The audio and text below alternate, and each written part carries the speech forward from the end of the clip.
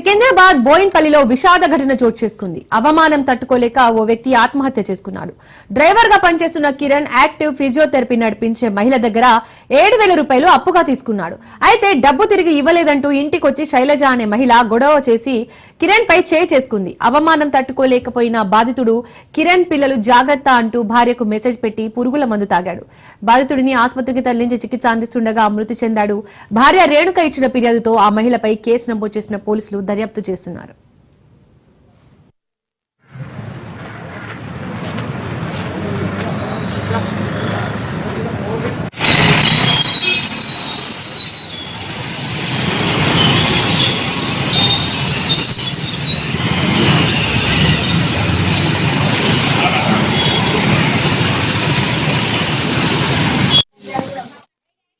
కేవలం ఇజ్జత్ కోసమే చచ్చిపోయింది. ఇజ్జత్ కోసమే చచ్చిపోయింది. నా కొడుకు ఇజ్జత్ కోసమే నా కొడుకు గడ్డి మందు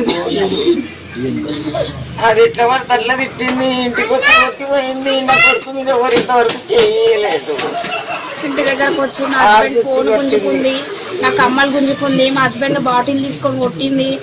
నా కమ్మలు తీసుకుంది, పాపని తీసుకొని కింద పడేసింది. ఇక్కడ సోఫా పైన చిన్న పాప అట్లా చేసుకుంటుంది. కేవలం ఇజ్జత్ కోసమే చచ్చిపోయింది. ఇజ్జత్ కోసమే చచ్చిపోయింది నా కొడుకు.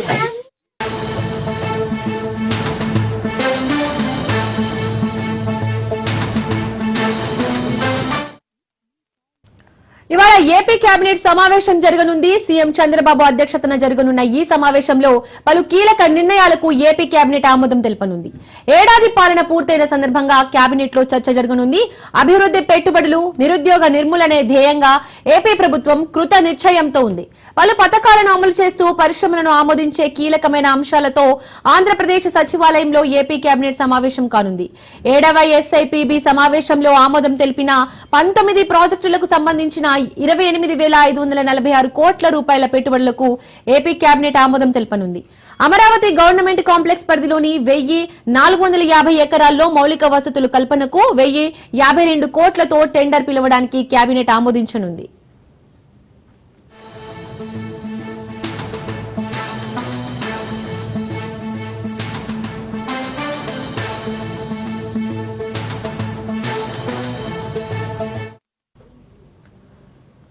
ఇవాళ ఏపీ కేబినెట్ సమావేశం జరగనుంది. సీఎం చంద్రబాబు అధ్యక్షతన జరగనున్న ఈ సమావేశంలో పలు కీలక నిర్ణయాలకు ఏపీ కేబినెట్ ఆమోదం తెలుపనుంది.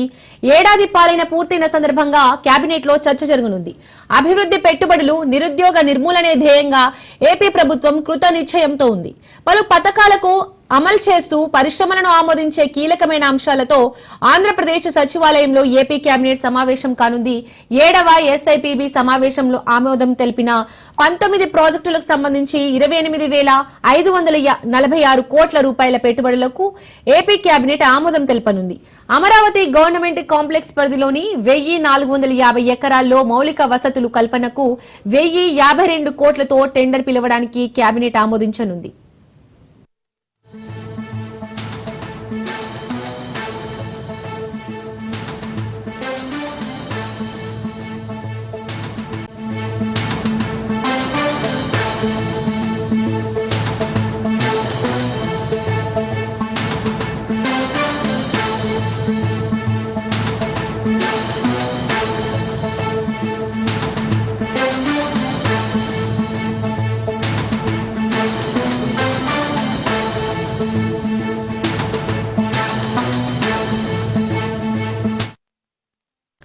నేడు గాంధీ భవన్ లో టీపీసీసీ కీలక సమావేశాలు జరగనున్నాయి. టీపీసీసీ క్రమశిక్షణ కమిటీ సమావేశం, PCC political affairs committee, PCC advisory committee సమావేశాలు జరగనున్నాయి.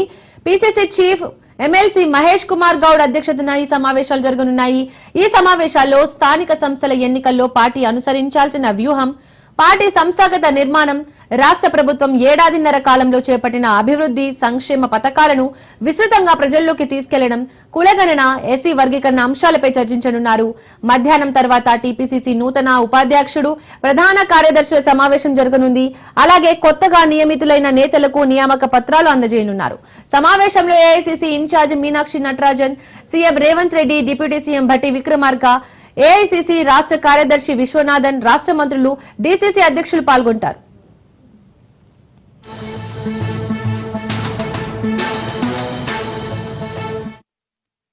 ఇక ఈ సమావేశానికి సంబంధించిన పూర్తి అప్డేట్స్ మా ప్రతినిధి రాజు లైవ్ ద్వారా అందిస్తారు. రాజు.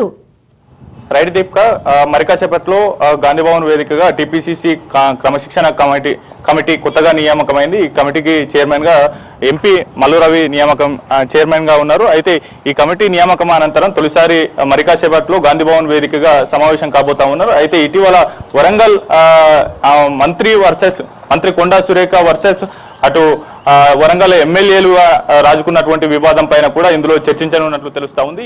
ఇవాళ జరగబోయేటటువంటి టీపీసీసీ క్రమశిక్షణ కమిటీ సమావేశంలో చైర్మన్ తో పాటు ఆ యొక్క కమిటీలో ఉన్నటువంటి 5 సభ్యులు కూడా ఇందులో పార్టిసిపేట్ చేశారు. అయితే పార్టీ గీత దాటితే గనక ఎవరిపైన అయినా చర్యలు ఉంటాయి అనేటటువంటి అంశాలని కూడా నేతలకు ఈ యొక్క సమావేశం ద్వారా తేటతెల్లం చేసేటటువంటి అవకాశం ఉంది. ఆ తర్వాత ఉదయం 11 గంటలకు గాంధీ భవన్ వేదికగా టీపీసీసీ రాజకీయ వ్యవహారాల కమిటీ సమావేశం కాబోతా ఉంది. ఈ కమిటీలో PCC chief Mahesh Kumar Goud, AICC Telangana రాష్ట్ర వ్యవహారాలుగా ఇన్ఛార్జిగా ఉన్నటువంటి మీనాక్షి నటరాజన్ తో పాటు కేబినెట్ మంత్రులు, వారితో పాటుగానే సీనియర్ నేతలు, పిఏసీలో కొత్తగా నియామకమైనటువంటి సభ్యులు కూడా ఇందులో పార్టిసిపేట్ చేశారు. కేబినెట్ మంత్రులతో పాటుగానే ఫ్రంటల్ ఆర్గనైజేషన్ చైర్మన్లు కూడా ఇందులో పార్టిసిపేట్ చేశారు. ఆ యొక్క సమావేశంతో పాటుగానే అటు పిఏసీతో పాటుగానే పొలిటికల్ అడ్వైజరీ కమిటీ, అంటే కాంగ్రెస్ పార్టీలో అత్యంత సీనియర్లుగా ఉన్నటువంటి నేతలకు పొలిటికల్ అడ్వైజరీ కమిటీలో అవకాశం కల్పించింది. ఇందులో జానారెడ్డి, చిన్నారెడ్డి, మధుయాష్కి గౌడ్, వీరితో పాటుగానే హనుమంతరావుతో పాటు పలువురు కీలక నేతలు ఉన్నారు. వీరందరూ కూడా పార్టీకి సలహాలు, సూచనలు, భవిష్యత్తులో పార్టీ నిర్మాణానికి సంబంధించి అయితే పిఏసీ అలాగే అడ్వైజరీ కమిటీ ఉమ్మడి సమావేశం జరగబోతా ఉంది. ఈ సమావేశానికి సీఎం రేవంత్ రెడ్డితో పాటు డిప్యూటీ సీఎం బట్టి విక్రమార్క, కేబినెట్ మంత్రులు, ఏఐసీసీ తెలంగాణ రాష్ట్ర వ్యవహారాల ఇన్ఛార్జ్ మీనాక్షి నటరాజన్ తో పాటు తెలంగాణ సెక్రటరీలు కూడా, ఏఐసీసీ సెక్రటరీలు కూడా ఇందులో పార్టిసిపేట్ చేయబోతా ఉన్నారు. ప్రధానంగా ఇందులో 4 అంశాల మీద ప్రధానంగా చర్చించబోతా ఉన్నారు. పార్టీ బలోపేతం, స్థానిక సంస్థల ఎన్నికల అనుసరించాల్సినటువంటి వ్యూహాలు, పార్టీలు ప్రస్తుతం క్షేత్రస్థాయిలో పార్టీ బలాబలాలు ఏ విధంగా ఉన్నాయి అనేటటువంటి అంశాలతో పాటుగానే ఏడాదిన్నర పాలనలో కాంగ్రెస్ ప్రభుత్వం తీసుకువచ్చినటువంటి సంక్షేమ అభివృద్ధి కార్యక్రమాలను జనంలోకి ఏ విధంగా తీసుకువెళ్లాలనేటటువంటి అంశానికి సంబంధించి ఇందులో చర్చ జరగనుంది. దాంతో పాటుగానే తెలంగాణలో కాంగ్రెస్ ప్రభుత్వం ఏర్పడిన అనంతరం అసెంబ్లీ సాక్షిగా అటు బీసీ కులగణన రాష్ట్ర వ్యాప్తంగా నిర్వహించింది. అదేవిధంగా ఎస్సీ వర్గీకరణ ఏళ్ల తరబడి పోరాటం కొనసాగింది. అందుకు పులి స్టాప్ పెడుతూ కూడా ఈ 2 అంశాలకు సంబంధించి బీసీ కులగణన, ఎస్సీ వర్గీకరణ అంశాలకు సంబంధించి బిల్లులను కూడా అసెంబ్లీ ఆమోదం తెలిపినటువంటి పరిస్థితి అయితే ఉంది. ఈ 4 అంశాలను కూడా, ఒకటి పార్టీ బలోపేతం, ఏడాదిన్నరగా కాంగ్రెస్ ప్రభుత్వం తీసుకున్నటువంటి అభివృద్ధి సంక్షేమ పథకాలతో పాటు అటు క్షేత్రస్థాయిలో అనుసరించాల్సిన స్థానిక సంస్థల ఎన్నికల్లో అనుసరించాల్సినటువంటి వ్యూహాలు, అదేవిధంగా కులగణన, ఎస్సీ వర్గీకరణ అంశాల మీద ప్రధానంగా చర్చ జరగబోతా ఉంది. ఇతర అంశాలు ఏవైనా తెరపైకి తేవాలని అంటే గనక ఆ యొక్క కమిటీల అధ్యక్షుల సహకారంతో, ముందస్తు సూచనలతో ఇందులో చర్చ జరిగేటటువంటి అవకాశం కనిపిస్తా ఉంది. టీపీసీసీ అనుబంధ కమిటీలు నియామకం అనంతరం తొలిసారి ఈ యొక్క సమావేశాలు కాబోతా ఉన్నాయి. ఆ అనంతరం ఈ సమావేశాలు ముగిసిన అనంతరం ఇవాళ సాయంత్రం వేళలో టీపీసీసీ నూతన ప్రధాన కార్యదర్శులు అలాగే టీపీసీసీ ఉపాధ్యక్షులకు నియామక పత్రాలు అందజేయబోతా ఉన్నారు. ఇప్పటికే గాంధీ భవన్ వేదికగా పెద్ద ఎత్తున ఏర్పాట్లు చేశారు. ఆ యొక్క నియామక పత్రాలతో పాటుగానే కాంగ్రెస్ పార్టీకి సంబంధించినటువంటి నియమ నిబంధనలతో కూడినటువంటి కాంగ్రెస్ పార్టీ రాజ్యాంగాన్ని కూడా అందించబోతా ఉన్నారు. ఇందులో ప్రధానంగా ఆయా పార్టీల నేతలు పలువురు నల్గొండ జిల్లాకు చెందినటువంటి గుమ్ముల మోహన్ రెడ్డి కావచ్చు, అదేవిధంగా నాయని రాజేందర్ రెడ్డి కూడా పలువురు తమకు ఉపాధ్యక్ష పదవి వద్దు అనేది కూడా టీపీసీసీ చీఫ్ దృష్టికి తీసుకువెళ్లిన నేపథ్యంలో ఇవాళ వారు ఆ యొక్క నియామక పత్రాలు అందుకుంటారా లేదా అనేటటువంటిది కూడా చర్చ జరుగుతున్నటువంటి పరిస్థితి అయితే కనిపిస్తా ఉంది. దీపిక.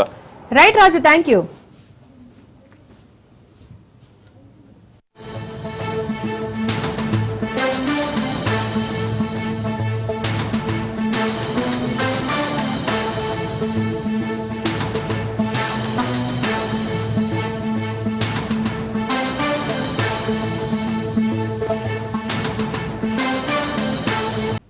కుక్కతోక పట్టుకొని గోదావరి ఈదినట్లు పాకిస్తాన్ నమ్ముకొని నోబెల్ శాంతి బహుమతి కొట్టేయాలని అమెరికా అధ్యక్షుడు ట్రంప్ వేసిన ప్లాన్లన్నీ అట్టర్ ఫ్లాప్ అయ్యాయి.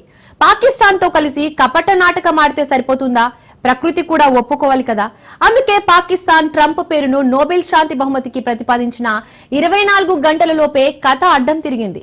ట్రంప్ కలలన్నీ కల్లలయ్యేలా శాంతి దూతనని చెప్పిన నోటితోనే ఇరాన్ పై బాంబుల వర్షం కురిపించమని అగ్రరాజ్య అధినేత ఆదేశాలు ఇవ్వాల్సి వచ్చింది. ఇప్పటికైనా ఐరన్ లెగ్ పాకిస్తాన్ తో అంటగాగితే అధపాతాళానికి గ్రాఫ్ పడిపోతుందన్న ఫ్యాక్ట్ ని ట్రంప్ అర్థం చేసుకోవాలంటూ సోషల్ మీడియాలో కామెంట్లు హోరెత్తుతున్నాయి.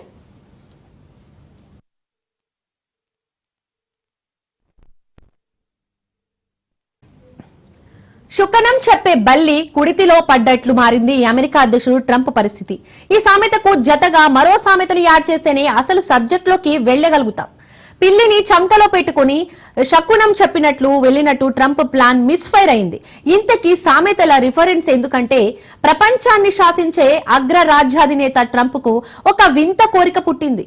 నిత్యం ఆధిపత్య ధోరణి ప్రదర్శిస్తూ అడ్డు తగిలే దేశాలను తొక్కుకుంటూ వెళ్లే నిరంకుశ వైఖరిని ప్రదర్శించే అమెరికా దేశాన్ని పాలించే అధినేత యాటిట్యూడ్ ఎలా ఉంటుందో ప్రత్యేకంగా చెప్పాలా?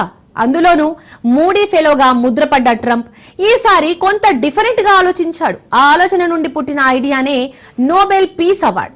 జీవితాన్ని మొత్తం ప్రపంచ శాంతి నెలకొల్పడానికి అంకితం చేసిన వారికి ఇచ్చే నోబెల్ అవార్డు యుద్ధ పిపాసిగా ముద్రపడ్డ అమెరికా అధ్యక్షుడికి ఇవ్వాలట.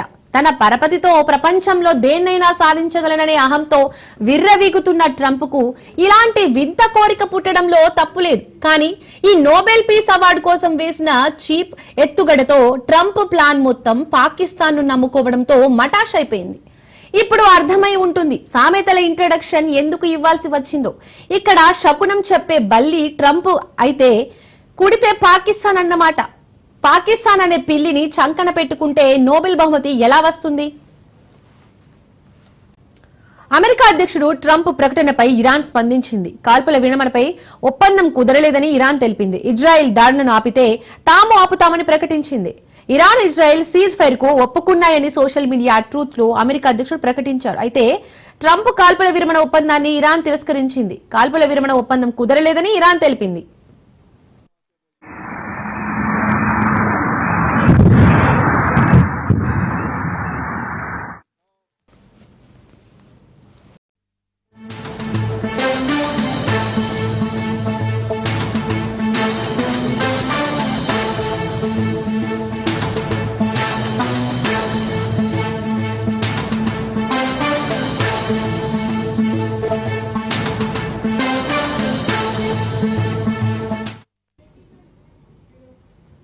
మేడ్చల్ జిల్లా జీడిమెట్టలో దారుణం చోటు చేసుకుంది. కన్న తల్లిని కూతురు దారుణంగా చంపిన ఘటన ఎన్ఎల్బీ నగర్ లో చోటు చేసుకుంది. ప్రేమ వ్యవహారంలో తల్లి అంజలి మందలించినందుకు ప్రియుడితో కలిసి గొంతు పిసికి తలపై రాడ్డుతో కొట్టి చంపింది కూతురు తేజశ్రీ.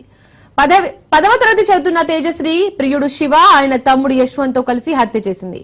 కేసు నమోదు చేసుకున్న పోలీసులు దర్యాప్తు చేస్తున్నారు.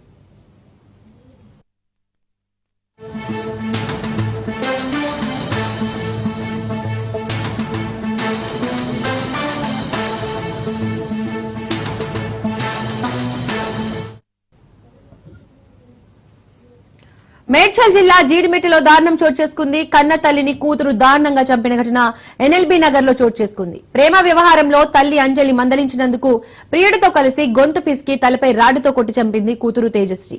10వ తరగతి చదువుతున్న తేజశ్రీ ప్రియుడు శివ ఆయన తమ్ముడు యశ్వంత్ తో కలిసి హత్య చేసింది. కేసు నమోదు చేసుకున్న పోలీసులు దర్యాప్తు చేపట్టారు. ఇక ఇదే ఘటనకు సంబంధించిన పూర్తి అప్డేట్స్ మా ప్రతినిధి రత్నకుమార్ ఫోన్ ద్వారా అందిస్తారు. రత్నకుమార్, ప్రియుడి మోజులో పడి కన్నతల్లినే హత్య చేయించింది ఓ కూతురు. ఈ ఘటన మేడ్చల్ జిల్లా జీడిమెట్ల పిఎస్ పరిధిలో చోటు చేసుకుంది. దారుణానికి సంబంధించి ప్రియుడితో కలిసి కన్నతల్లిని హత్య చేసింది 10వ తరగతి చదువుతున్నటువంటి కూతురు. ఎన్ఎల్బీ నగర్ లో నివాసం ఉండే తల్లి అంజలిని తన ప్రియుడితో కలిసి గొంతు పిసికి తలపై రాడ్లతో కొట్టి హత్య చేసింది కూతురు తేజశ్రీ. ఆమె వయసు 16 సంవత్సరాలుగా తెలుస్తోంది. ప్రేమ వ్యవహారంలో గత కొన్ని రోజుల నుంచి కూతుర్ని మందలిస్తూ వస్తోంది.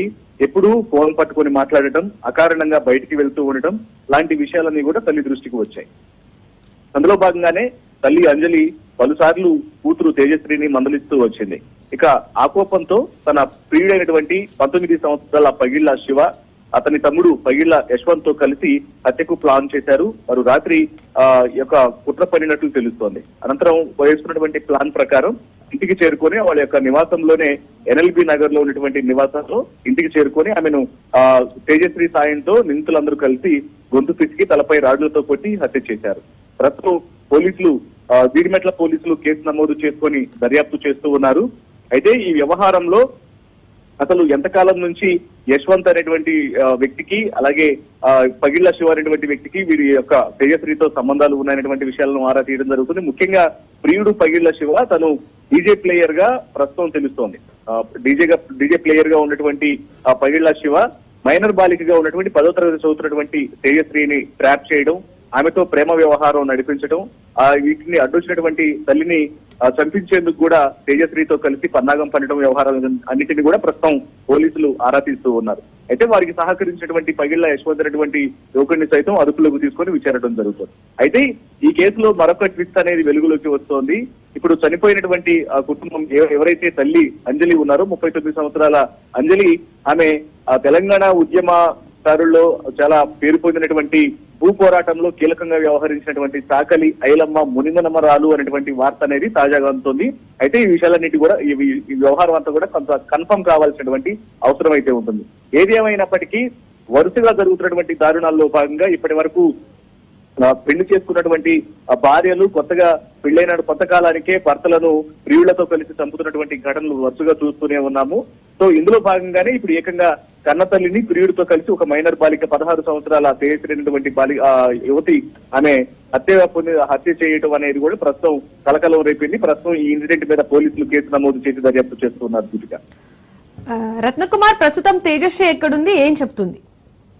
ప్రస్తుతం తేజశ్రీని పోలీసులు అదుపులోకి తీసుకున్నారు. ఆమె ప్రస్తుతం జీడిమెట్ల పోలీస్ స్టేషన్ లో ఉంది. పోలీసులు ఇప్పటికే అదుపులోకి తీసుకొని ఆమెను విచారణ చేస్తూ ఉన్నారు. ఎందుకంటే మైనర్ బాలిక కావడంతో ఆమెకు అసలు ఈ హత్యకు కుట్ర అనేది ఎప్పటి నుంచి ప్లాన్ చేశారు, తల్లి ఏమని మందలిస్తూ ఉండేది, ఎప్పటి నుంచి తల్లి వీరికి అడ్డు చెప్తూ వచ్చింది అనేటువంటి వ్యవహారాల మీద ఆరా తీయడం జరుగుతుంది. ముఖ్యంగా డీజే ప్లేయర్ అయినటువంటి పగిళ్ల శివ ఆమెను ఎలా ట్రాప్ చేశాడు ప్రేమ పేరుతో, ఆ తర్వాత తల్లిని అంతమొందించేందుకు ఏ రకంగా ఉద్దిగొల్పాడు అనేటువంటి విషయాలన్నింటినీ కూడా ప్రస్తుతం పోలీసులు ఆమెను విచారిస్తూ అడిగి తెలుసుకుంటూ ఉన్నారు. ఇక ఈ క్రమంలోనే ఎవరైతే ప్రధాన నిందితులు ఉన్నారో పగిళ్ల శివతో పాటు అతని యొక్క సోదరుడు యశ్వంతుని కూడా అదుపులోకి తీసుకున్నటువంటి ప్రయత్నాలు జరుగుతున్నాయి. ప్రజెంట్ ఓవరాల్ గా ఈ ఇన్సిడెంట్ మీద ప్రస్తుతం పోలీసులు ఇన్వెస్టిగేషన్ చేస్తూ ఉన్నారు. మరోవైపున ఆమెను ఎవరైతే కన్న కూతురు తేజశ్రీ తల్లిని హత్య చేసిందో అందులో భాగమైనటువంటి ఆమెను అదుపులోకి తీసుకొని పూర్తి వివరాలన్నింటినీ కూడా తెలుసుకున్నటువంటి పరిస్థితి ఉంది. ప్రస్తుతం తేజశ్రీ పోలీసుల అదుపులోనే ఉంది. Right Ratnakumar, thank you.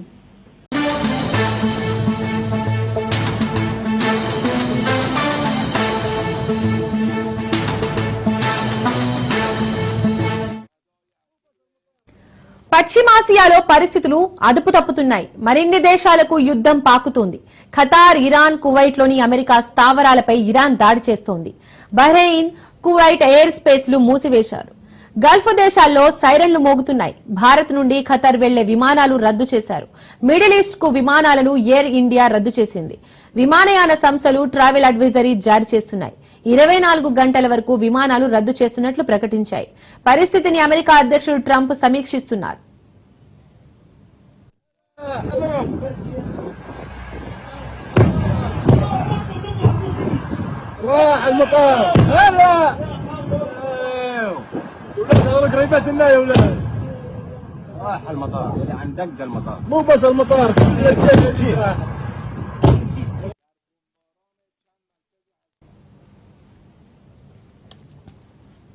పశ్చిమాసియాలో పరిస్థితులు అదుపు తప్పుతున్నాయి. మరిన్ని దేశాలకు యుద్ధం పాకుతుంది. ఇక ఇదే అంశానికి సంబంధించి పూర్తి అప్డేట్స్ మా ప్రతినిధి సైదులు లైవ్ ద్వారా అందిస్తారు. సైదులు, ఇరాన్ ఇజ్రాయెల్ యుద్ధానికి సంబంధించి పూర్తి అప్డేట్స్ ఏంటి?